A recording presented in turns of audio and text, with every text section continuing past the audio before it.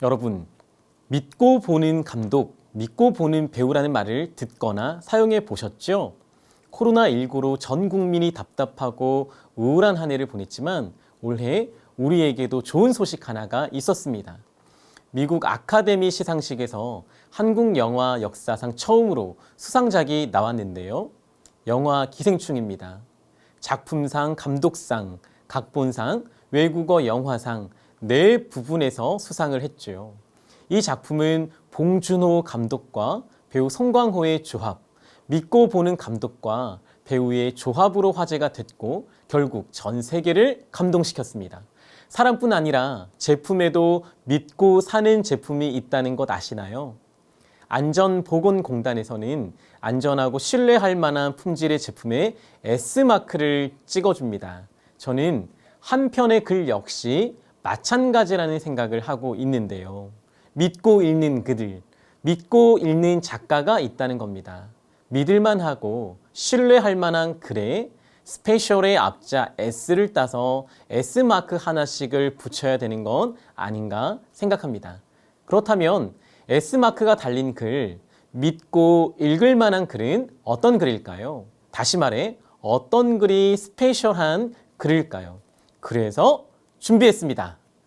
우리 글을, 여러분의 글을 스페셜하게 만들어줄 스페셜한 조미료 4S 네 가지를 나눠보려고 합니다. 스페셜의 첫 알파벳 S를 따서 네 가지로 준비를 했는데요. 첫 번째 S는 short and simple, 짧고 간단해야 한다는 겁니다.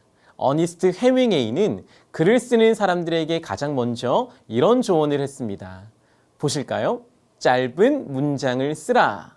여러분, 글을 쓸 땐 최대한 짧고 군더더기 없이 쓰는 게 좋습니다. 문장에 뺄 수 있는 단어, 조사, 표현이 있다면 가급적 빼시기 바랍니다.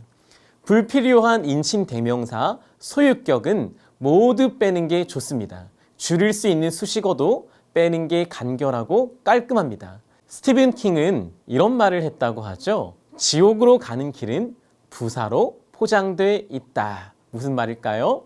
여러분의 묘사들로 포장돼 있다는 겁니다. 맛깔스러운 표현, 멋들어진 묘사를 하고 싶어 쓰는 수식어들이 글을 망친다는 겁니다. 문장이 길어지고 문단이 길어지고 한 편의 글이 길어지면 독자는 무엇을 말하는지 이해하기 힘듭니다. 문장이 길면 짧게 두, 세 문장으로 나누어서 쓰면 문장이 짧아지고 이해하기 편하죠.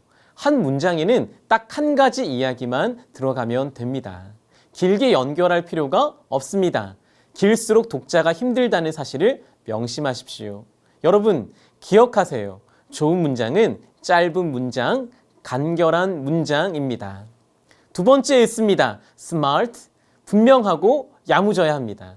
글이 짧다고 해서 흐리멍텅해서는 안 되겠죠. 짧게 쓰되 명확하고 분명하게 써야 합니다. 나 혼자 쓰는 일기가 아니라면 상대방이 쉽게 이해하게 글을 쓰셔야 해요. 강원국의 글쓰기의 챕터 제목 중에 인상 깊은 대목이 있었습니다. 말은 거시기가 통해도 글은 통하지 않는다라는 제목이에요. 분명하고 야무지게 글을 쓰려면 세 가지를 유의하셔야 합니다. 첫째, 문법에 맞게 쓰십시오. 주어가 무엇인지, 서술어는 주어와 어울리는지 꼭 확인하시기 바랍니다. 둘째, 근거가 명확해야 합니다. 내가 쓰는 글의 근거가 무엇인지, 무엇을 하고자 하는지, 이유가 무엇인지 분명하게 써야 합니다. 셋째, 구조가 튼튼해야 하겠죠. 우리가 가장 많이 사용하는 구조는 기승전결입니다.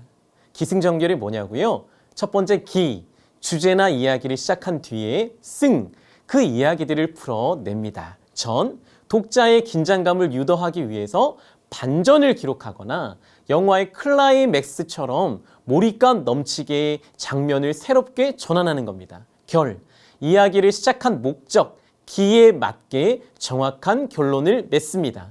세 번째 S는 Story and Sample, 이야기와 예화입니다. 특별한 글을 쓰고 싶으신가요? 특별한 글을 떠올려 보십시오. 우리가 기억하는 특별한 글들은 주로 이야기일 겁니다. 이솝우화, 탈무드, 그리스 로마 신화는 말할 것도 없고 홍길동전, 레미제라블 등의 소설을 통해 알려진 이야기들은 동서고금을 물어나고 오랜 시간 동안 많은 사람들에게 회자되었습니다. 이야기에는 힘이 있어요. 세계에서 가장 영향력 있는 강연 테드를 보시나요? 주로 스토리텔링으로 구성되어 있습니다. 강연자들이 생각과 지식을 이야기해야 하는데 이를 스토리, 이야기를 통해 청중들에게 전달하고 있죠. 발표자들은 정해진 18분 안에 자신의 생각을 전달해야 합니다. 내 생각을 가장 효과적으로 전달하는 방법이 스토리텔링이라고 하죠. 이야기에는 힘이 있기 때문입니다. 따라서 여러분이 글을 쓸 때 이야기를 잘 활용하시기 바랍니다. 이야기를 활용하는 가장 좋은 방식이 바로 예화, 샘플을 활용하는 겁니다. 프로 작가의 탐나는 글쓰기에 보시면 이런 대목이 있어요. CBS 시사자키 진행자 전광용 교수는 읽히는 글을 쓰려면 예문을 많이 들라고 조언한다. 이야기를 통해 하고 싶은 말을 하라는 뜻이다. 이 말 뒤에 숨겨진 뜻은 재미있게 써라 다.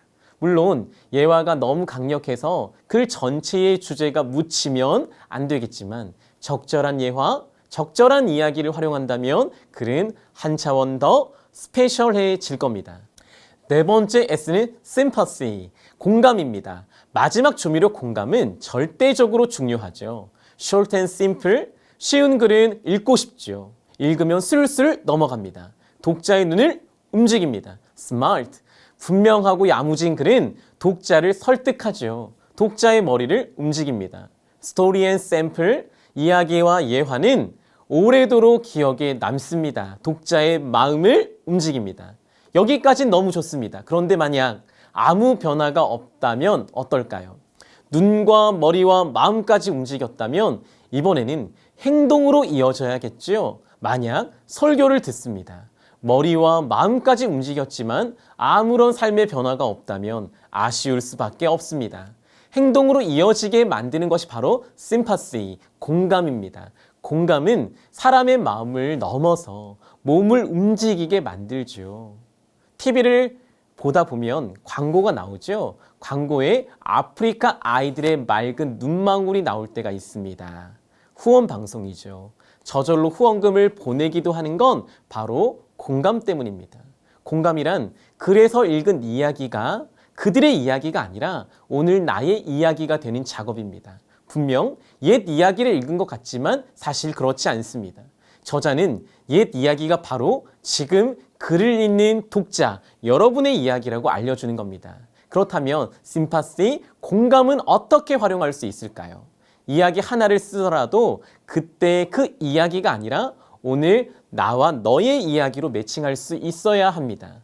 레미제라블이 장발장과 코제트 그리고 자베르 경감의 이야기를 넘어서 오늘을 살아가는 우리의 이야기로 끌어내야 되는 거죠. 결국 오늘 나와 너의 이야기로의 적용점, 연결점을 찾는 게 바로 공감입니다. 또 하나, 지금 내 글을 읽는 독자의 마음을 이해하는 것에서 공감은 시작하죠.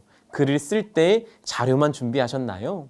내용물만 준비해서는 좋은 글이 나오지 않습니다.